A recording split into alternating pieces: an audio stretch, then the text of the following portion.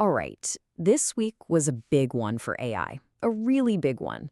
We're starting to see a huge shift. We're moving past AI that just, talks at you and into a whole new world of AI that actually does things. So let's break down what that really means for all of us. I mean, think about it.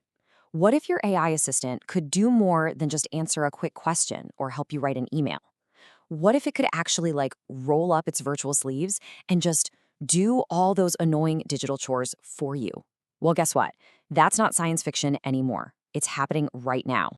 And leading the charge on this is Anthropic. They've just dropped a new tool. It's called Claude Cowork. And its whole purpose, its entire mission, is to be an AI that can directly take control and manage your computer. Okay, so the core idea here is actually pretty powerful. And what I love about it is that this isn't some complicated tool just for coders. Nope. Anthropic built this for everybody. The idea is simple. You give it permission to look at a specific folder on your computer and poof, it turns into your own personal digital assistant, ready to finally tackle that messy folder you've been ignoring for, what, months? So, how does this actually work in the real world? Well, let's take a classic example, something we all have, that absolute disaster of a downloads folder. In a demo they showed, Cowork scanned, get this, 270 different items in a folder and then came up with a super detailed plan to organize everything. But here's the most important part. You're always in the driver's seat. It shows you the plan first, like, hey, here's what I'm going to do. You give it the thumbs up, and then it goes to work, completely hands-free. And the results? Honestly, they're pretty incredible. This thing doesn't just move files around. It's smarter than that. It intelligently finds duplicate files and flags them for you to review. And it even found, wait for it, 35 gigabytes of old software installers that were just sitting there, wasting space. It's not just cleaning up, it's literally optimizing your computer for you. So, if you're thinking, I need this in my life, here's the deal. It's available right now on Anthropic's $20 a month Pro plan. The catch? It's Mac only for now, but they say Windows support is coming soon. But, Anthropic isn't the only player in this game. Let's pivot and see how Google is tackling the exact same idea.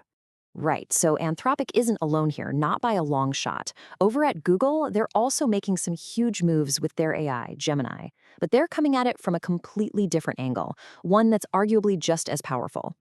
And this really highlights two totally different philosophies when it comes to AI assistants. It's like a fork in the road. On one side, you've got Claude Cowork, which is all about teaching the AI to control your local machine, your files, your folders. But on the other side, you've got Google's Gemini, which is learning to access and understand all of your personal info that's stored up in the cloud. So you can think of it as an AI that acts versus an AI that knows. It's a huge bet on local control versus deep cloud integration. Google has a name for this. They're calling it personal intelligence. And what it is a feature that basically plugs the Gemini chatbot directly into your entire Google universe. We're talking your emails in Gmail, your pictures in Google Photos, all your docs in Drive, even your calendar. It's all about giving the AI your personal context. Okay, so what can you actually do with that?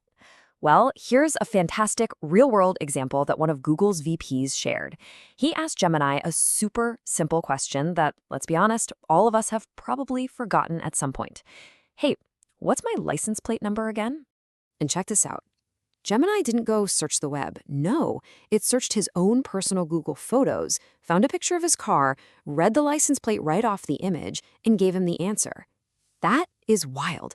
It's basically like having a perfect photographic memory for your entire digital life. Now, I know what you're thinking. The first question on everyone's mind has to be privacy, right? And Google is really emphasizing a few key points here. First, you have to explicitly opt in to connect your apps. It's not on by default. And second, they swear your personal data, your emails, your photos, is not being used to train their big AI models. As for who gets it, it's rolling out in the US first, and only for paid personal Google accounts.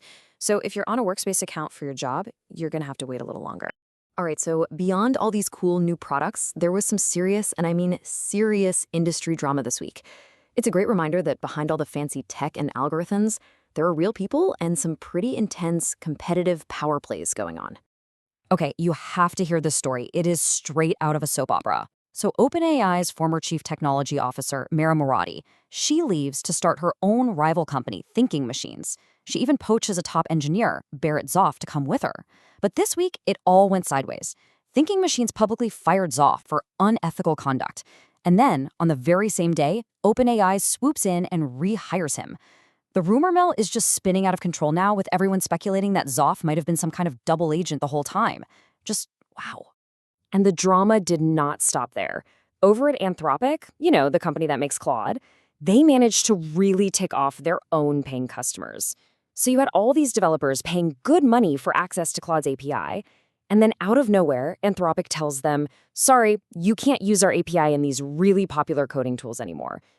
As you can imagine, people were not happy. So picture this. On the exact same day that Anthropic is creating this huge backlash, who do you think smells blood in the water? OpenAI. In an absolutely brilliant, cutthroat move, they announced they're now working to support the very tools Anthropic just banned. They basically just rolled out a giant welcome mat for every single developer Anthropic just alienated. Talk about a sharp, competitive jab. Okay, before we wrap up, there are a couple of other massive stories that broke this week that we just have to cover. So let's do a quick lightning round. First up, and this is a huge win for Google, Apple is officially teaming up with them. They've signed a multi-year deal to build Google's Gemini AI right into Siri. Yeah, that means Google's AI will likely be the brains behind the scenes on both iPhones and Androids. Next up, DocuSign is basically launching an AI lawyer. It's a new feature that's going to analyze contracts for you, explain all that confusing legal jargon, and even flag potential problems, all before you click that sign button. For anyone who has to deal with contracts, this is an absolute game changer. So let's zoom out for a second. What's the bigger picture here? We've talked about an AI that can organize your computer for you, an AI that can remember your personal life, and even one that can read legal documents. The trend is crystal clear, isn't it? We are rapidly moving away from just asking AI questions and towards giving AI complex jobs to do for us.